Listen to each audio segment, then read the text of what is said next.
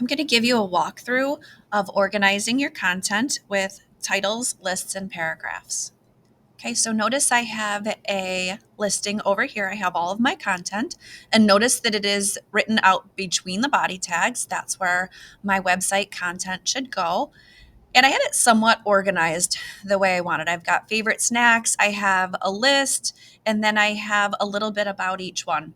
And then notice in the preview window, it is all lumped together. So we want to start organizing that and adding in our tags. I'm going to make my favorite snacks my title by using a heading tag. And I'm going to use an H1 because I want it to be the biggest heading there is. So there's an opening and a closing title tag. Now I have that nice and big and bold. And I think this line would be okay on its own. So I'm going to go with just a paragraph here.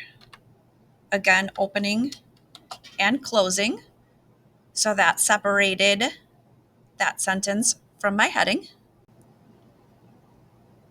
Now let's turn these 3 items into a list. And I think I want to go with a bulleted list for this one. And in HTML, we call that an unordered list. So I'm going to open up my unordered list with the tag UL. And then I want to close it at the end of the list. Okay. And then for each one of my items, I need to specify that it is a list item. So I'm going to add my list item opening tag and my list item closing tag on each one of these.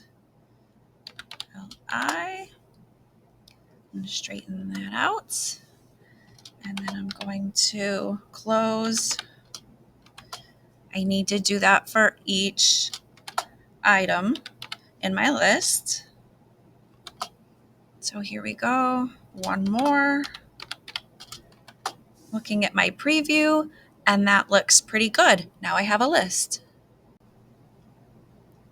I'm going to finish this off by organizing my 3 snacks into headings and paragraphs.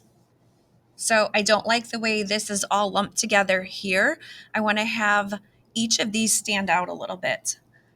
So I'm going to add a heading tag, and I think I want to go with an H3 because I want it a little bigger and bold, but not too big and bold because it's not the title.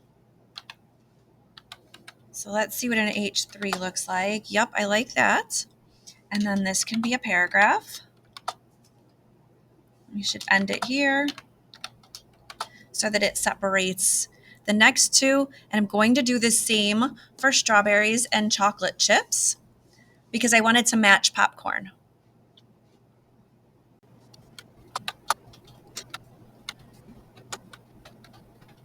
Now I have a nicely organized page with titles, lists, and paragraphs.